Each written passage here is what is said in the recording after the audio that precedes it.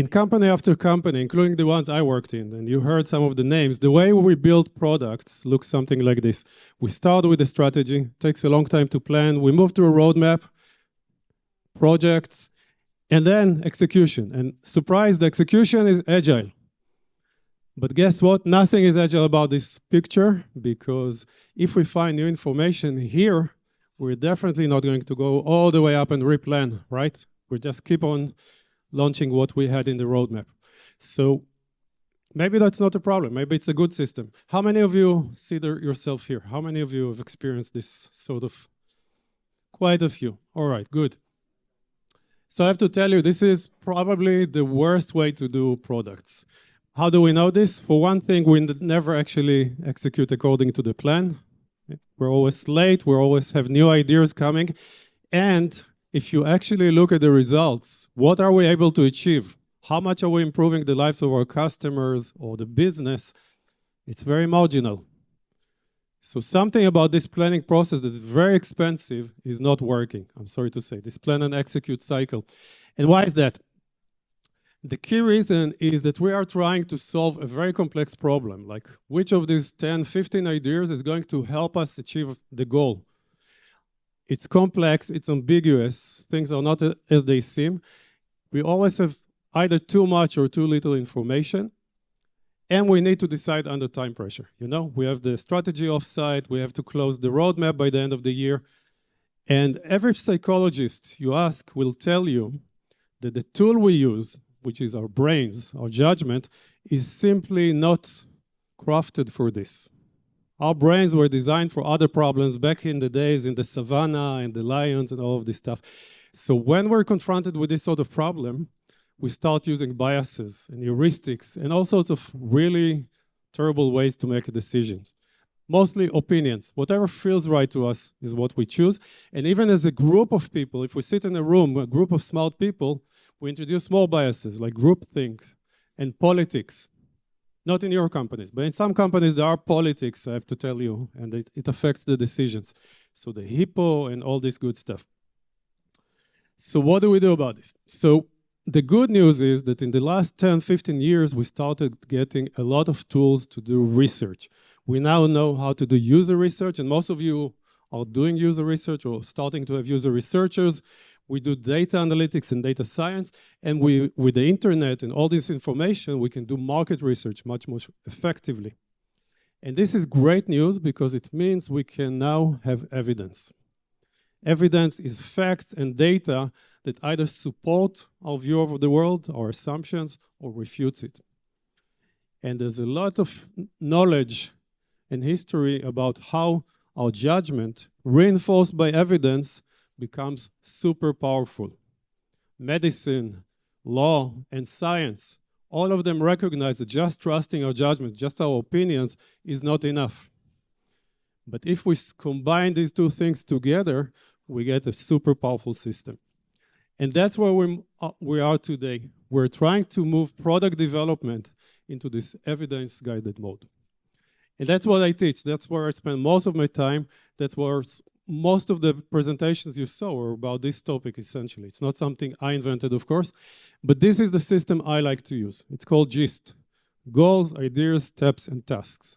In my experience from my work at Google and my work with many companies, by breaking the problem of evidence-guided development into these 4 areas, you are in a better state, in a better position to actually make a change, to actually move from that waterfall to a much more modern way of developing.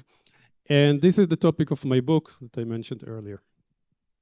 So let's just dive into it. Let's start with goals.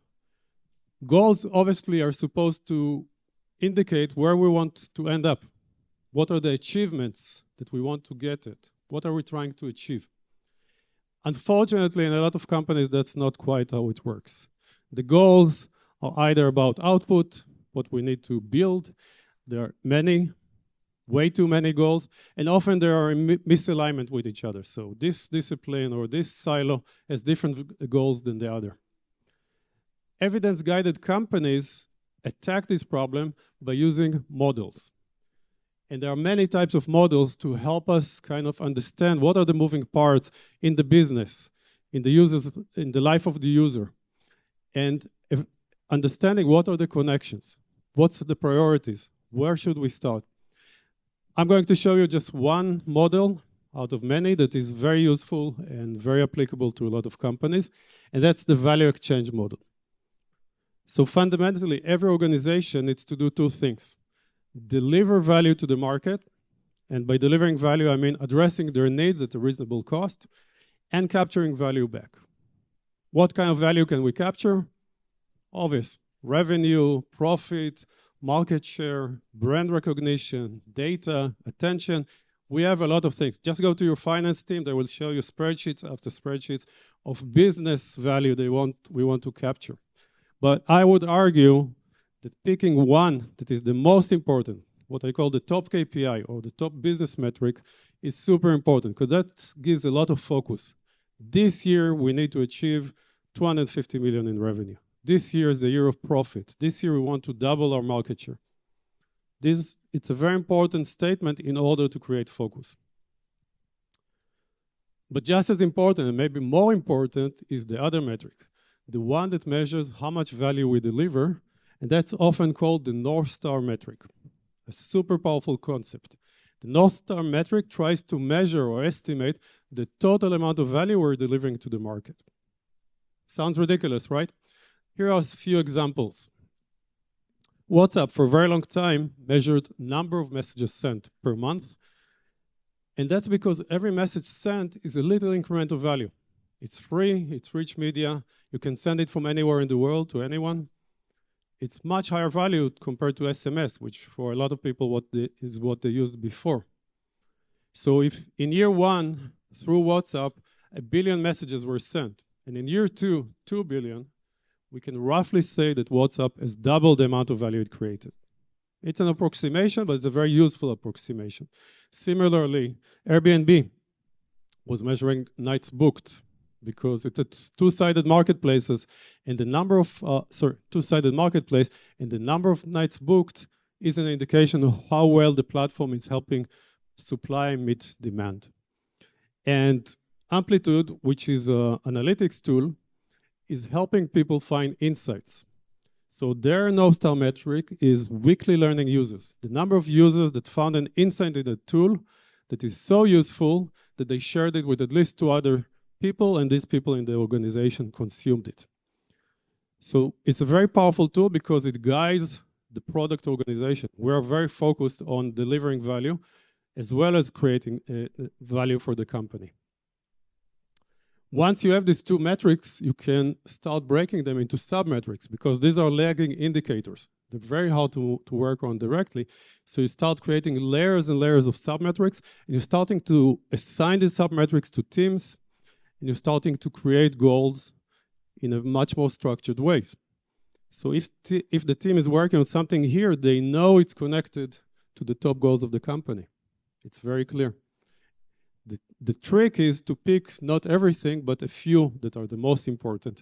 And that creates the foundation of company goals and then the OKRs that we create as teams. Once we have the goals, we can start talking about hypothetical ways to achieve them. And those are the ideas. Those could be features we build, those could be partnerships, this could be redesigns, re-architectures. These are all ideas, initiatives, projects. However, it's important to realize that with every destination, there's more than one way to get there. There are multiple roads that lead to the same place.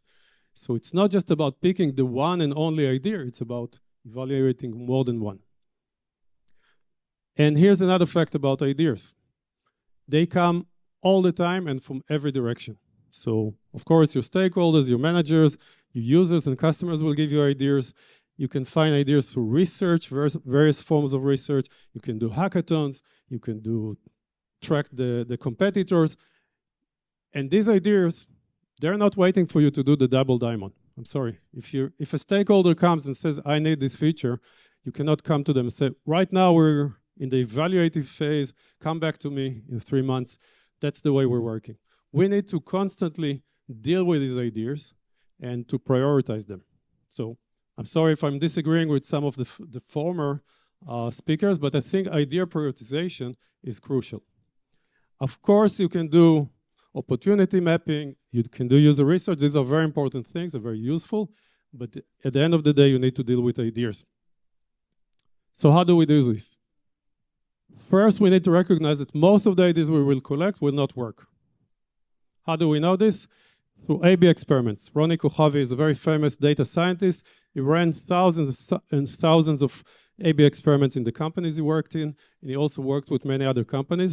His conclusion, along with other researchers, is that usually 1 in 3 ideas will work, will have any measurable improvement. Maybe that's the result of the experiments not being so good, so maybe it's 1 in 2. If you're super lucky, that's the best. Which means 50% of what you're generating now, best case scenario, is waste. And in many cases, it's actually closer to 90%. That's a tremendous amount of waste that we're generating. Think as an industry, how much we're wasting. So what do? The solution comes from science. Linus Pauling is a double Nobel Prize winner. And he said, if you want to have good ideas, you must have many ideas.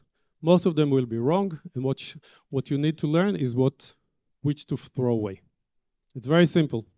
It's just statistics. How do we bring this model into our life? How do we do this? So, first off, I'm an engineer. I like flow diagrams, as you can see. So here it is, a black box. We have the goals coming from the top. We have ideas coming from the left. Sorry, guys, that don't see me. I'm waving from the left. And over even more to the left, there might be opportunity mapping and OST and research, all of this good stuff. I don't care. As long as you use it and you bring ideas in, that's the important thing. And then we start doing some magic. The first one is evaluation. Very fast, very objectively, and very consistently, we evaluate each idea. And it doesn't matter if it comes from the CEO or from a junior QA assistant. We evaluate them in the same way. I will show you a way called ICE. Probably some of you are using it already. And the first thing you will learn is that most of these ideas aren't so good. And just by a quick ICE analysis, you can realize they're not the best ones. You're willing to park them right now. You put them aside, you don't work on them. And that's super important. And then you can take in more ideas to evaluate. Some ideas will look good, and those are the ones that go to the next stage called validation. I will show you various methods to validate ideas, but the most important ones are, of course, building a version and testing with users.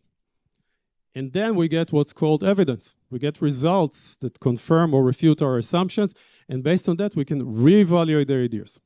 And guess what? Most of these ideas we thought were good will turn out not so good, and we will park them. That's great because it gives us more space to look at more ideas. But some ideas will reach a level where we will be fully convinced that they are good, or almost fully convinced, and with those, we want to switch over to delivery. So these two parts together were discovery. And now we're willing to switch to delivery.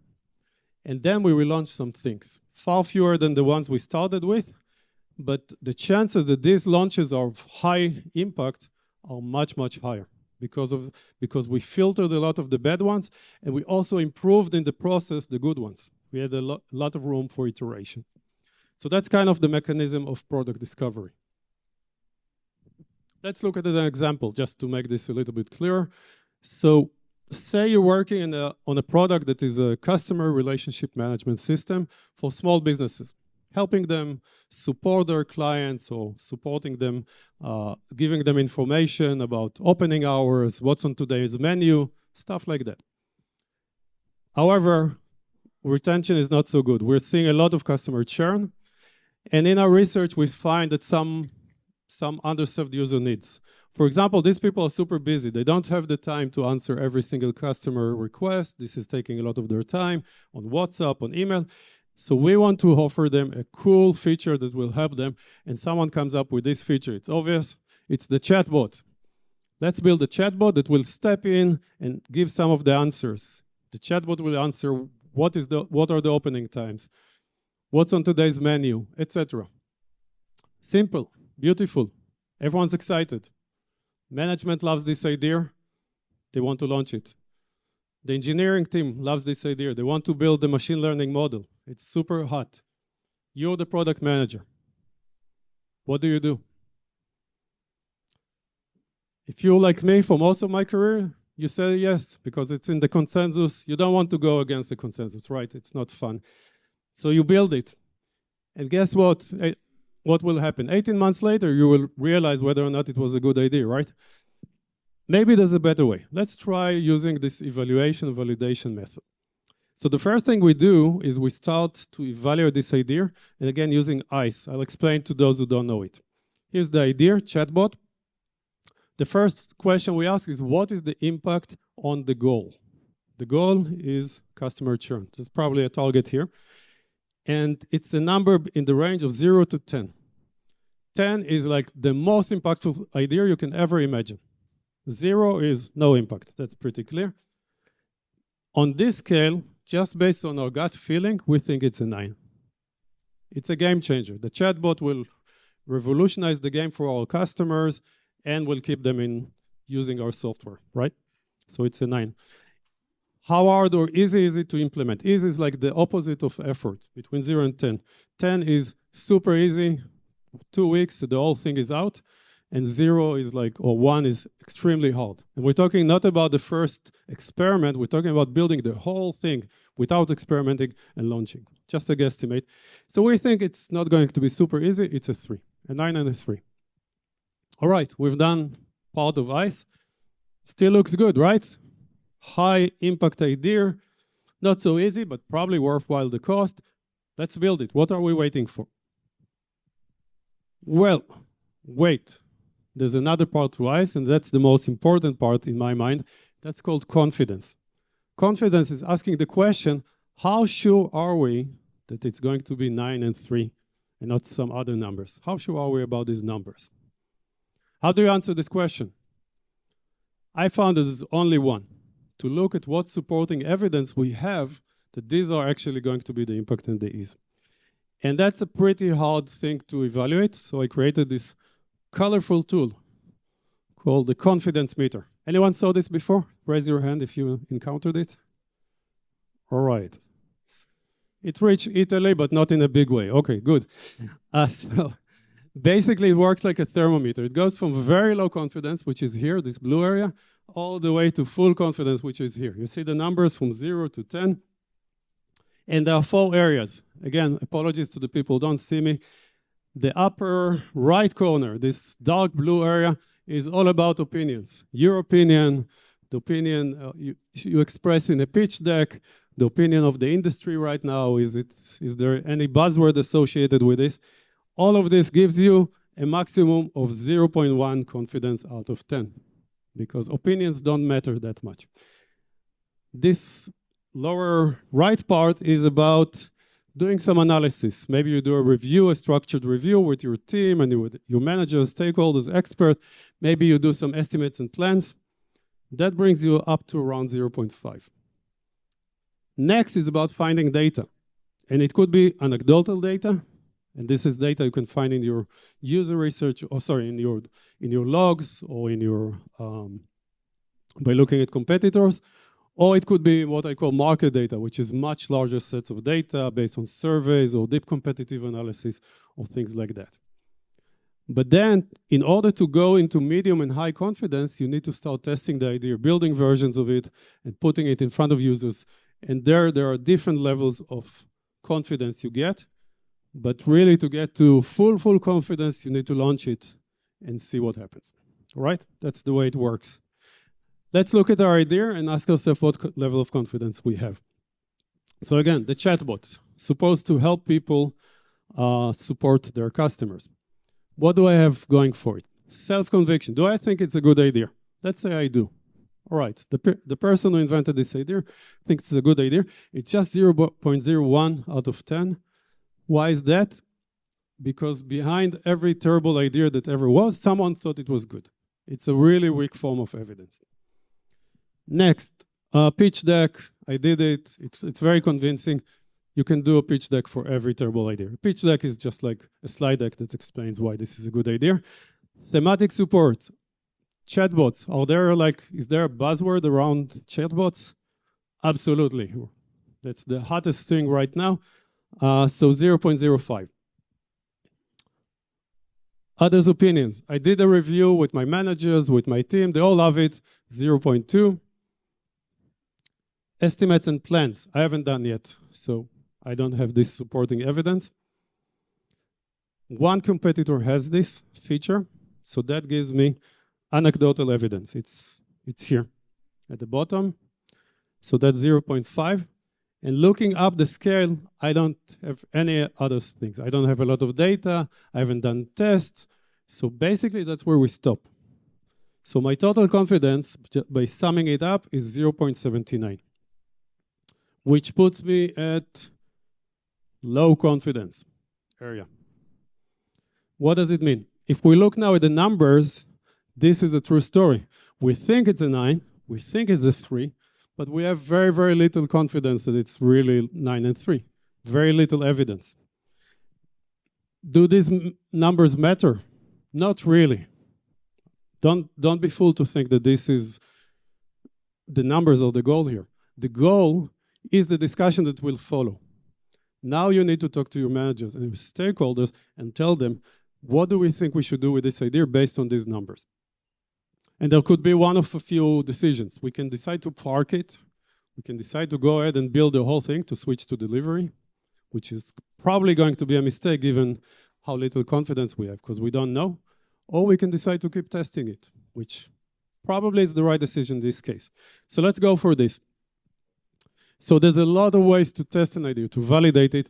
I created this colorful chart for you. It has 5 buckets: assessment, fact-finding, tests, experiments, and release results. We don't have the time to go through all of this. I just want to tell you that everything on the right is cheap, but not very rigorous. And the more you go to the right, sorry, you start from the left, the more you go to the right, it becomes more expensive, but also gives you stronger evidence. You go up the scale. So we need to pick something in order to validate the idea of the chatbot. Let's pick a usability test. Why not? It's popular. So we bring in 12 existing customers, and we show them a functioning chatbot. How did this magic happen? Where did this functioning chatbot come from? How did we create it? We put a man behind the screen, right? How is it called? You guys know this? Wizard of Oz test, exactly. So put a team member behind the screen, pick an intelligent one if you want an intelligent chatbot, and this simulates for these people the experience. So a few interesting things happen. We interview these customers, of course, before we show them to understand their lives, and then we show them the thing. And then we hear some stories we didn't hear before. One of them is that actually my menu changes multiple times a day. My opening hours are flexible. My customers are expecting the personal touch because I'm a small business. I know everyone personally. So I don't know if the chatbot is really going to vibe with them. And also we notice usability challenges. A lot of our customers are not very technical. Training a chatbot, doing the handoff between the chatbot and the human, managing the whole thing is too hard for them. Not everyone. Some like it. Some are able to use it. Some actually feel that this is useful for them, but most of them are, I don't think it's for me. This is the sort of information you will never gain by talking to your colleagues in a meeting room or in the hallway. I'm sorry, they're just not the target audience. They can have opinions, but this is evidence. This is actually coming from the outside, and this is forcing our brains to slip outside of our skulls and actually confront reality. Sorry, it was a bad metaphor, but you guys know what I mean. So this is what we do. So what changed? In terms of ICE, this is where we started with, 9, 0.8, and 3. But after we reviewed the results, we changed the score. So now we think the impact is going to be a 4. Remember, the target metric is churn. We think this feature will only be applicable to a subset of our users. And maybe those users will churn less. But it's definitely not going to be a game changer like we thought. It's a 4. The ease is changed as well. We understand there are usability problems. It's not going to be as easy as we thought. So we lowered the ease to 2. But on the flip side, we now have medium level confidence because we ran a usability test. If you go back to my confidence meter, you will find usability test there, and they give you a boost of 3. So now we have much higher confidence in these two numbers. Now we think it's a feature of 4 and 2. What should we do about it? We should have a structured discussion, again, with all the deciders, and say, listen, based on this data, should we drop it? Should we go ahead and move on to delivery? Or should we test it again? And there's another option. Maybe we should pivot it a bit. Maybe we should mutate it. I have to tell you, the whole goal of ICE is to have this discussion. You guys know as well as I do how hard it is to reason with our stakeholders, with our managers, with all these other folks. This tool, ICE plus evidence, gives you the superpower to talk to them in a much more structured, objective, and rational way, to detach everyone from their emotions. So give it a go. It can change a lot of things. Cool. The last layer of gist is about tasks. Tasks are the things we manage in Kanban, in Jira, you know, the day-to-day activities. And I have to tell you, most of your focus of your team is on the tasks. Simply, we cultivated teams that are very focused on output. Scrum teams, Kanban teams, they're moving tickets to the done state. They're burning through story points. This is where they live. What do we do? How do we bring this into their reality? So if we look at the picture again of the planning waterfall, you see it divides the world. There are the planners who are really living in this world of the roadmaps and the strategy and really expect things to launch on time and to have the effect. Seems a little bit naive, but and then there's these people who think that their job is just to push things into the done state and that will make everything okay. And then in the middle, there's this other person called the product manager or product owner, depending which side of this person you look. And she is supposed to make everything work correctly. Ship the roadmap like a project manager, manage the backlog, feed the agile machine, keep everyone 100% busy. Anyone ever had this job? And is it fun? Are you creating a lot of impact? No. We're working super hard just to maintain these two systems from different eras working. It's kind of dysfunctional, but we're running like headless chickens to make it work. And at the end of the day, we don't have the time to talk to customers, to research the market, to run experiments. We're just busy. So that's really where we need to change. So again, in my book, I will not go into all the details. We are going to change first the way these people think, but also how these people work.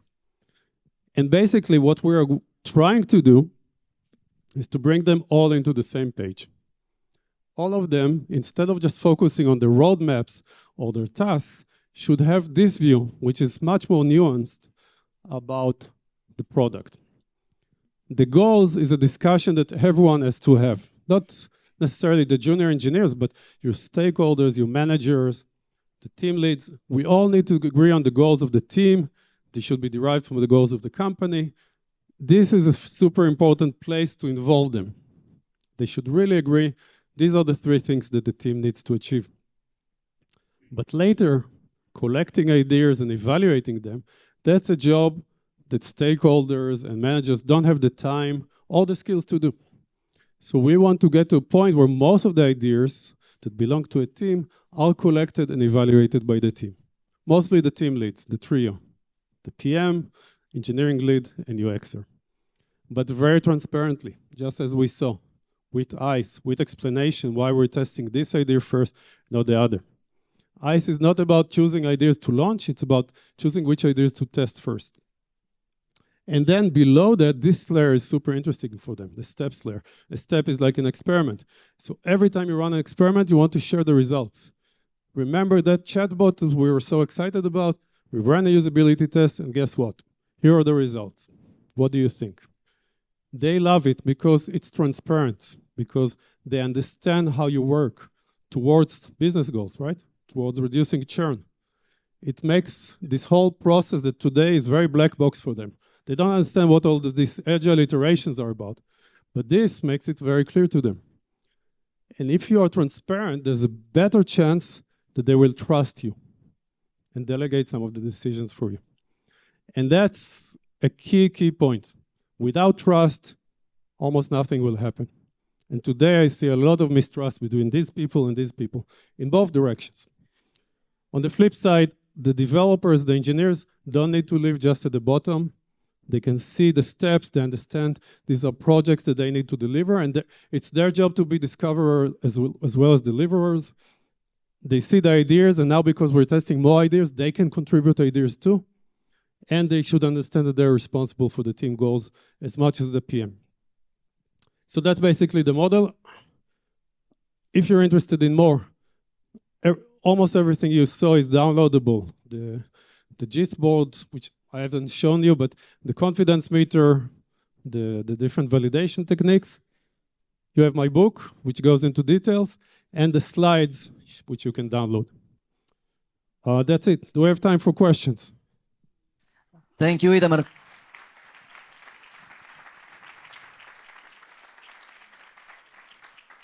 Yes, we have a lot of questions. So start. Estimating is easy, and you showed us how to estimate confidence. What is the best framework to estimate impact to remove gut feeling from the table? That's a great question. This is something that I try to explain in the book, and also we practice a lot in my workshops, commercial plug. But in general, you can start with guesstimates, and most ideas we can stop there as well. It's pretty obvious just by the guesstimate that this is not a top idea, and you can park it for a while based on that. Then you can think of similar ideas in the past, and that sometimes brings to your recollection some limitations or advantages of the idea.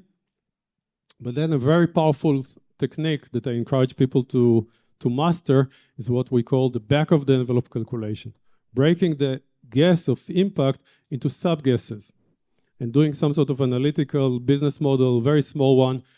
When you get proficient with it, you can do it in 3 minutes, and that brings you much closer to reality than the initial guess.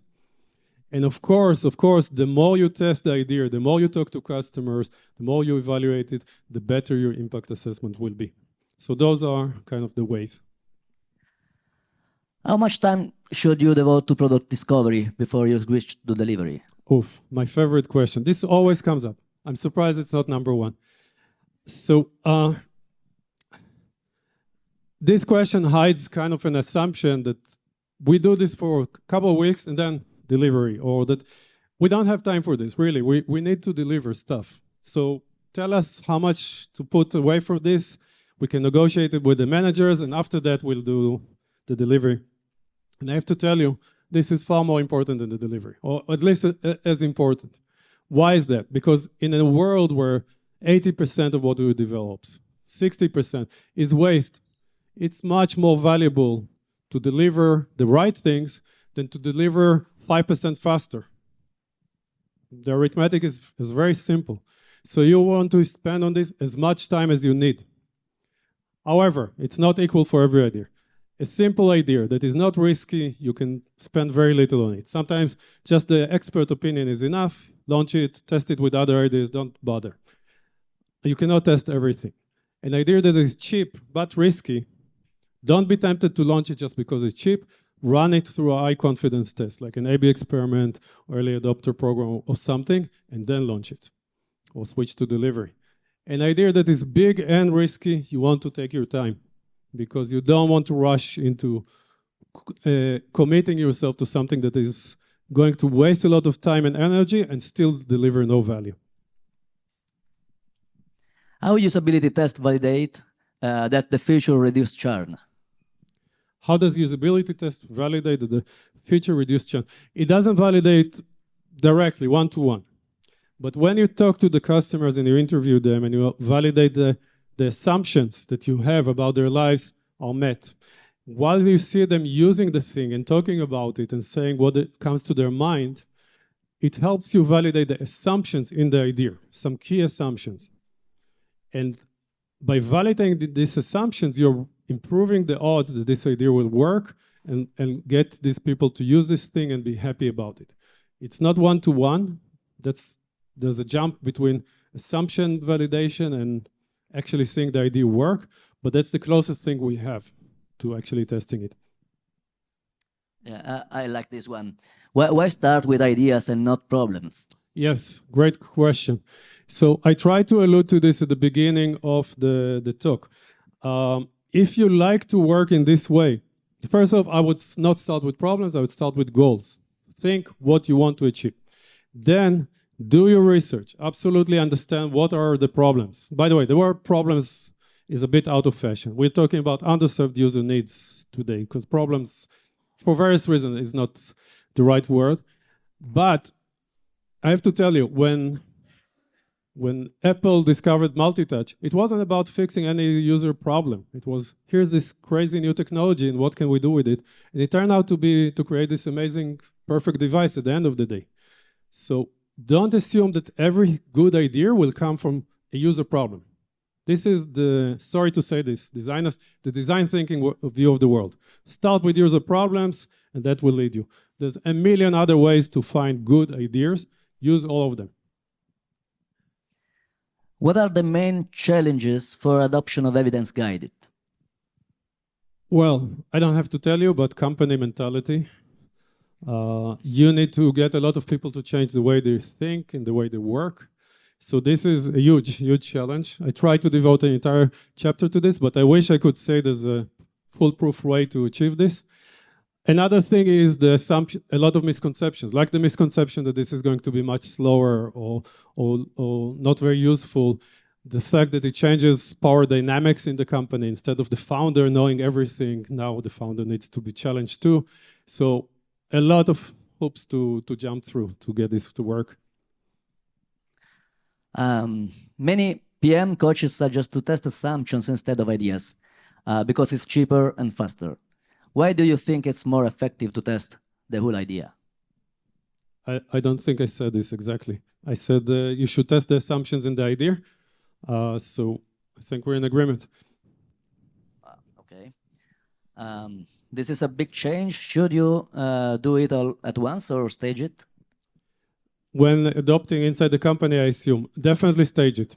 The 4 layers are actually modular. So you can start at the goals, or you can start at the ideas, or you can start at the steps, and you can kind of hack the other things, but start where it really is painful. And that's usually my recommendation for adoption. Don't try to do the whole thing in 2 quarters, because you will fail. It's a huge, huge challenge, and you will get into process fatigue very quickly. When the confidence level doesn't reach 1, the task related to increase the confidence become part of the GIST board, so they generate work?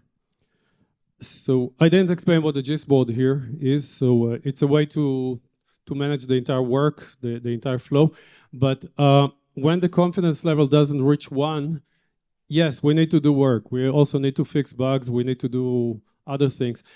It's best not to put goals or tasks just for doing work. I mean, tasks, yes, this is where it needs to live. But in general, what you want to focus on is the steps. You want to give the team steps to accomplish, and they will translate it into tasks using Kanban, using Scrum, using Scrumban to do whatever it takes. This one is very nice. How to break the walls when everything is decided by sales. This one, yeah. Can you read it again? Just in an organization in which PM manages backlog and any task below, and product strategy is only decided by sales, C-level and software management. How to break the wall? Great question. So how do you get these people to change their minds about the way we work? Because for them, it's very convenient. They just want to build this feature factory, brainstorm their ideas, convince themselves with opinion, and then tell you what to build. I'm oversimplifying, and I'm doing a lot of smart people a disservice, but basically that's the way it is. You need to show them that they're wasting a tremendous amount of time and effort and money, which is a language they understand very well, by doing this. That maybe 60% of last year's roadmap didn't yield anything. If you can do a spreadsheet like this and show it without stamping on anyone's toes, be careful politically, this is something they can relate to. This is something that they understand. If you come to them about philosophy and Marty Kagan says this and Teresa Torres says that, they don't care. For them, it's all business. So show them that they are losing because of the system today, and ask for permission. Like Timothy said, don't ask for permission. Just do it secretly and start showing them evidence. Start showing them results that your system is moving towards the business goals better than their system. If ICE was applied to iPhone development, would we have had an evolution? If ICE was applied to iPhone development, would we have had an evolution? I think there's a hidden assumption here with this question. Anyone knows how the iPhone came to be? Almost no one knows it. People think it was Steve Jobs had a brainstorm, came up to the team and said, let's build the iPhone. Totally not what happened. What happened really is there were a bunch of initiatives to do with phones, to do with multi-touch, a lot of projects that happened inside Apple, and most of them failed. It was trial and error. They just tried out a bunch of ideas, and Steve Jobs was there to connect the dots, to kill the projects that don't work, to move people, to have internal competition, because that's the Apple way. And eventually, all of this led to the iPhone. So that was a process of strategic evolution through trial and error, which is not dissimilar to what we do here.